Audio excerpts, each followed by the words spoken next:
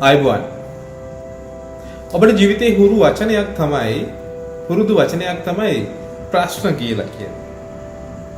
ඒ වගේම හුරු පුරුදු දෙයක් තමයි ගැටලු කියලා කියන්නේ.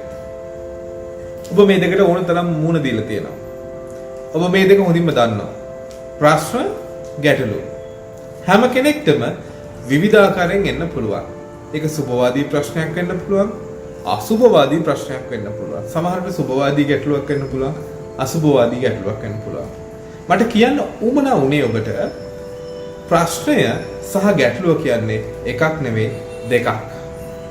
ප්‍රශ්නයකට පිළිතුරක්ද විසඳුමක්ද ඔබ හොයාගත යුත්තේ. ගැටලුවකට පිළිතුරක්ද විසඳුමක්ද ඔබ හොයාගත යුත්තේ. ප්‍රශ්නයක් නම් පැහැදිලිව ඔබ උත්තරයක් හොයන්න ඕන. ගැටලුවක් නම් පැහැදිලිව විසඳුමක් හොයාගන්න. ඔබ ප්‍රශ්නයකට විසඳුමක් හොයන්න ගියොත් ගැටලුවකට පිළිතුරක් දෙන්න ගියොත් මේ තැන් දෙකේදීම ඔබට වරදිනවා. උදාහරණයක්, ඔබ දවල් ආහාර ගත්තට පස්සේ ඔබෙන් දන්න කෙනෙක් හිතවතෙක් අහනවා අද දවල් ආහාරය කොහොමද?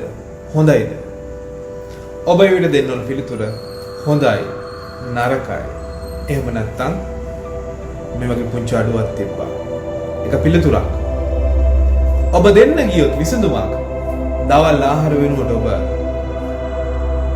මේක රයිස් එකක් හදුවනම්, නූඩල්ස් එකක් හදුවනම්, අලබතල ටිකක් හදුවනම්, මේ විදිහට හදන්න ගියා නම්, මේක මිරිසට හදුවනම්, මිරිසත් එක්ක කිරි ටිකකුත් දාලා ගත්තා නම්, මේ ආදී දේවල් ඔබ එකතු කරනවා කියලා කියන්නේ ඒතර විසඳුමක් නිර්මාණය කරලා දෙන්න යන උත්සාහය. නමුත් ඒ ආපු ප්‍රශ්නට අනුව ඔබ දෙන විසඳුම ඒ ප්‍රශ්න ගැලපෙන්නේ නැහැ. ඒ හින්දා ඔබ කල්පනා කරන සැබවින්ම ප්‍රශ්නයකට පිළිතුර හොයනවා විනා විසඳුමක් හොයන්න යන්න එපා.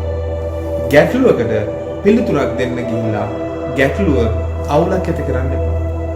එදිනෙදා වැඩ කටයුතුවලදී, එදිනෙදා ජීවිතයේදී සැබවින්ම ඔබට එන ප්‍රශ්නට ඔව් නැහැ වෙන්න පුළුවන් මේ ආදී වශයෙන් පිළිතුරක් හොයද්දී ගැටලුවට ගැලපෙන විසඳුම කෙටි කාලන, දීර්ඝ කාලන, සරල විසඳුමකට ඒම තුල ඔබට ගැටලුව ඒ වගේම ප්‍රශ්නය බොහොම සරල විදියට විසඳ ගන්නත්, සරල විදියට මුහුණ දෙන්නත්, හැම දෙයකින්ම බොහොම පහසුවෙන් ඉදිරියට පියවර තියන්න හැකියාව ලැබේ.